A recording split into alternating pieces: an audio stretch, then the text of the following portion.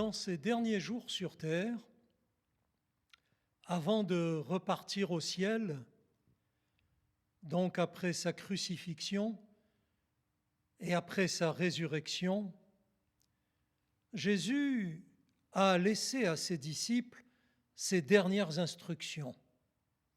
C'est l'évangéliste Marc qui nous les rappelle ainsi dans son chapitre 16 à partir du verset 15. Jésus dit donc à ses disciples, tout juste avant de repartir au ciel, « Allez par tout le monde et proclamez la bonne nouvelle à toute la création. Celui qui croira et qui sera baptisé sera sauvé. Mais celui qui ne croira pas sera condamné. Voici les miracles qui accompagneront ceux qui auront cru. En mon nom, ils chasseront les démons, ils parleront de nouvelles langues, ils saisiront des serpents, s'ils boivent quelque breuvage mortel, il ne leur fera point de mal. Ils imposeront les mains aux malades et les malades seront guéris. Le Seigneur, après leur avoir parlé, fut enlevé au ciel où il s'assit à la droite de Dieu. Et eux s'en allèrent prêcher partout. Le Seigneur travaillait avec eux et confirmait sa parole par les miracles qui l'accompagnaient. Ce sont les toutes dernières instructions, un peu comme un résumé de tout ce dont il venait de les enseigner pendant 3 ans et demi, que Jésus a laissé à ses disciples.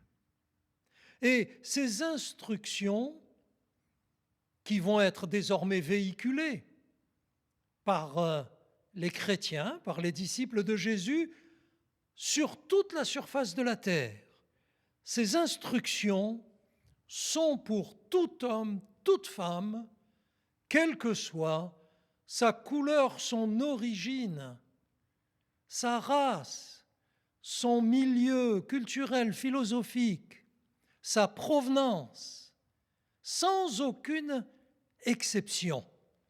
Jésus a bien dit « Allez par tout le monde » et proclamer la bonne nouvelle à toute la création.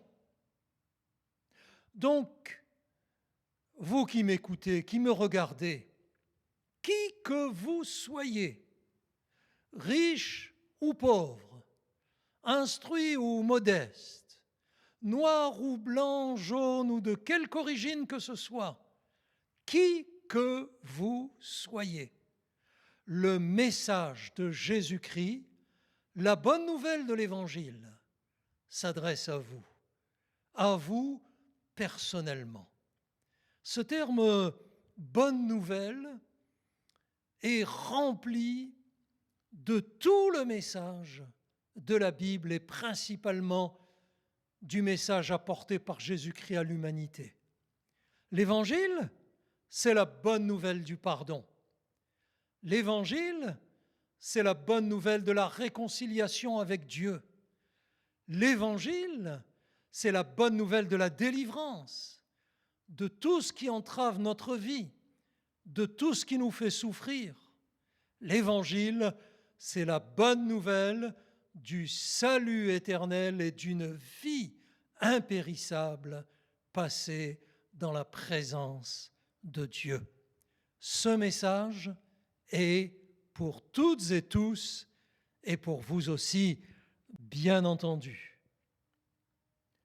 Ce message, on peut en bénéficier par la foi et par la mise en application de notre foi dans notre vie. En effet, ce texte se continue en ces termes, « Celui qui croira ». Croire. la foi, avoir confiance. Celui qui croira et qui sera baptisé sera sauvé. La base de la Bible, c'est la foi. La Bible dit que sans la foi, il est impossible d'être agréable à Dieu. Même avec une croyance, même avec une philosophie, une étiquette, une tradition, une religion de naissance, même avec des cérémonies, même avec des sacrifices, même avec de bonnes intentions, sans la foi, dit la Bible, il est impossible d'être agréable à Dieu. Mais par la foi, c'est-à-dire par notre confiance volontairement placée en Dieu, nous pouvons être sauvés. Celui qui croira et qui sera baptisé sera sauvé. Sauvé de quoi? Rien moins que sauvé de la perdition éternelle. Habituellement, nous donnons un mot, un terme à cette situation. Nous disons enfer. L'enfer, c'est passer l'éternité loin de Dieu, loin de la lumière, loin de la source de la vie, loin de la source de l'amour, de la bonté, de la bénédiction. Nous avons besoin d'échapper à une telle situation. Nous préférons naturellement le salut. Nous préférons naturellement une éternité dans la présence de Dieu, dans la lumière, dans l'amour, dans la bénédiction divine. Pour y accéder, il faut croire. Il faut placer notre foi dans le Dieu créateur et tout-puissant et en son Fils Jésus-Christ qui a donné sa vie pour nous sur la croix de Golgotha. Parce que voyez-vous, s'il y a une possibilité d'être sauvé, il y a aussi un risque d'être perdu, car il est écrit, mais celui qui ne croira pas sera condamné. Quel que soit par ailleurs tout son acquis religieux, traditionnaliste, philosophique, toutes ses pratiques sacrificielles, cérémonielles, celui qui n'aura pas placé sa confiance, son cœur en Dieu son Père et en Jésus son Sauveur, celui-là ne pourra être sauvé. Mais la bonne nouvelle de l'Évangile, c'est qu'aujourd'hui encore, nous pouvons prendre la décision d'accepter le Christ comme Sauveur afin d'être sauvés par notre propre foi, être sauvés par la foi. Et puis Jésus a parlé de puissance divine, il a parlé du pouvoir de Dieu, du pouvoir guérissant, du pouvoir miraculeux, du pouvoir de délivrance, de libération, d'un pouvoir de l'espérance en une personne, le Dieu éternel infini et tout-puissant, et en son Fils Jésus, qui a lui-même déclaré publiquement, alors qu'il était sur la terre, après être ressuscité, tout pouvoir m'a été donné dans le ciel et sur la terre. Jésus a tout pouvoir désormais pour agir dans notre vie lorsque nous plaçons notre confiance en lui.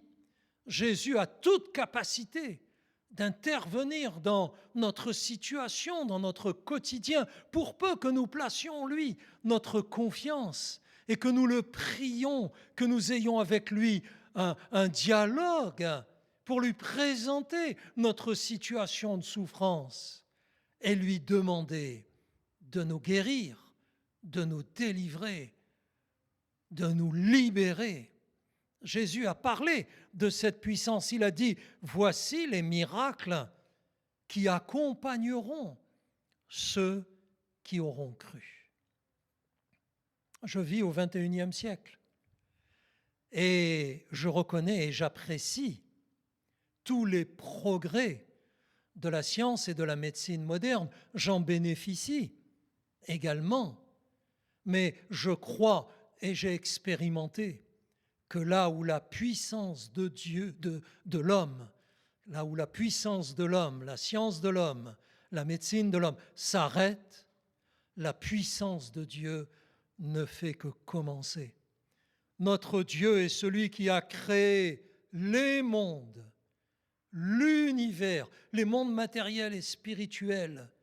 Il dispose d'une puissance de création, de créativité, de diversité, d'intervention absolument infinie, incommensurable, difficile à comprendre, à emmagasiner, malgré toutes nos découvertes, là, dans notre petite boîte crânienne, qui ignore encore tant de choses de la puissance de Dieu. Cette puissance, elle peut s'étendre à toutes les situations de notre quotidien et par votre foi en Dieu et en son Fils Jésus-Christ, vous pouvez en bénéficier pour vous-même. Dans tous les domaines de votre vie, dans le domaine familial, dans le domaine professionnel, dans le domaine médical, dans le domaine psychique, dans le domaine sentimental, dans tous les domaines de votre vie, vous pouvez présenter à Dieu votre situation et particulièrement les situations de souffrance, de manière à ce qu'il se penche sur votre cas, qu'il vous apporte votre secours et qu'il vous délivre, qu'il vous guérisse, qu'il vous libère de vos peines et de vos souffrances. Au cours de plus de 50 ans de marche avec le Seigneur, après que j'ai accepté le Christ comme mon sauveur personnel, j'ai vu tant et tant et tant, par dizaines, par centaines, par milliers d'hommes et de femmes, se tourner vers Dieu, accepter le Christ comme le roi de leur vie, comme leur maître et Seigneur, et voir leur situation changer, leurs circonstances changer et leur vie transformée par la puissance de Dieu manifestée en Jésus-Christ. Alors, après leur avoir donné ces instructions, ce texte de l'évangile de Marc dit que le Seigneur est reparti au ciel, où il s'est assis désormais à la droite de la puissance divine. La droite, dans tous les récits de la Bible, a une importance primordiale. C'est le prince qui s'assied à la droite du roi et qui, en conséquence, partage le pouvoir. Savez-vous ce que Jésus fait à la droite de Dieu? Il prie pour vous. C'est ainsi écrit. Si vous êtes un enfant de Dieu parce que vous avez donné votre vie au Seigneur et que le Christ est désormais devenu votre sauveur, vous pouvez être assuré qu'actuellement, en ce moment même, Jésus qui vous connaît, qui vous voit, est en train de prier Dieu, d'intercéder auprès de Dieu en votre faveur. Ce Jésus qui, sur la croix, a été capable de prier pour ses propres bourreaux. Lorsqu'on a crucifié Jésus, qu'on a dressé ce terrible instrument de torture et de souffrance, les premières paroles qui sont sorties de sa bouche ont été les suivantes: Père, pardonne-leur, car ils ne savent pas ce qu'ils font. Jésus a prié même pour ses bourreaux. Alors pour vous qui croyez en lui, vous pouvez être assurés que Jésus ne vous oublie pas, que Jésus ne vous abandonne pas, mais qu'il vous accompagne, comme il l'a dit lui-même à ses disciples. Je suis avec vous chaque jour jusqu'à la fin du monde. Jésus pense à vous. Jésus se souvient de vous. Jésus prie pour vous. Et puis s'il est parti au ciel, eh bien la Bible dit aussi qu'il en reviendra dans un but bien précis. Il reviendra pour prendre avec lui dans le ciel, dans la gloire éternelle, celles et ceux qui lui appartiennent. Déjà lui-même, et vous pouvez le lire dans l'évangile de Jean, chapitre 14, versets 1er et suivants, lui-même a dit à ses disciples, « Je vais vous préparer une place. » Une place à la dimension de Dieu. Quelle gloire dans le ciel, dans l'éternité. Je vais vous préparer une place. Et lorsque je m'en serai allé, je reviendrai vous chercher, je reviendrai vous prendre, afin que là où je suis, vous y soyez aussi. Jésus veut nous prendre avec lui. Et que ce soit au travers de la mort naturelle, que ce soit par la porte qui donne de la terre à l'éternité, ou que ce soit un jour par son retour, celui dont la Bible parle, en un instant, en un clin d'œil, pour prendre avec lui celles et ceux qui seront en vie à ce moment. Jésus reviendra et il nous prendra, et il vous prendra si vous êtes un enfant de Dieu, si vous êtes un disciple de Jésus. Alors qu'ont fait les disciples à la suite de ce discours?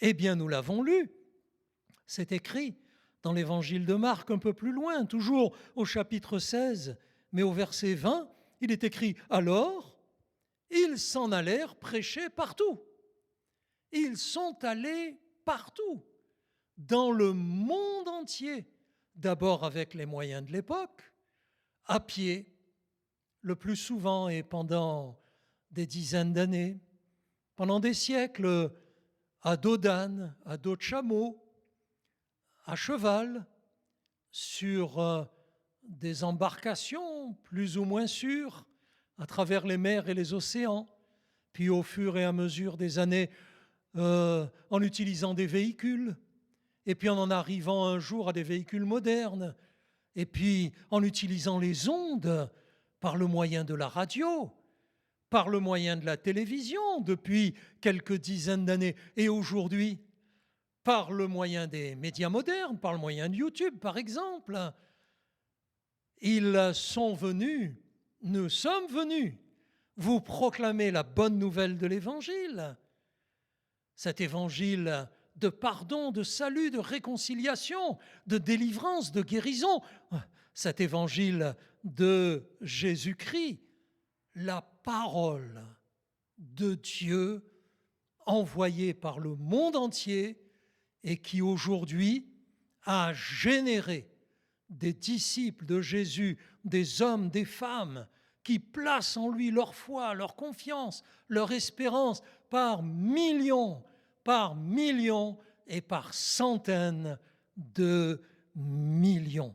La parole de Dieu, qui déjà, simplement par l'écrit, la parole de Dieu écrite s'appelle la Bible, qui déjà, simplement par l'écrit, a couvert le monde, au point qu'aujourd'hui la Bible est le premier livre et de si loin diffusé dans le monde entier. La parole de Dieu aujourd'hui est aussi arrivée jusqu'à vous pour que vous partagiez les dernières paroles du Christ, mais aussi pour que vous en bénéficiez, que vous aussi soyez sauvés, que vous aussi soyez délivrés, que vous aussi soyez guéris par la foi, par une confiance, la vôtre, placée en Dieu le Père, le Créateur, votre Père, et en Jésus-Christ, son Fils, qui a donné sa vie pour vous. Aujourd'hui, ce texte, il est actuel. La Bible dit que Jésus-Christ est le même hier, aujourd'hui et éternellement. Et comme c'est aujourd'hui qui nous intéresse, et que la Bible dit d'ailleurs que le jour de Dieu, c'est aujourd'hui que je vous invite à croire en Dieu votre Père, à accepter Jésus comme votre sauveur personnel et à bénéficier de son pardon, de son salut et de toutes ses bénédictions. Que le Saint-Esprit de Dieu vous y aide, que Dieu vous bénisse.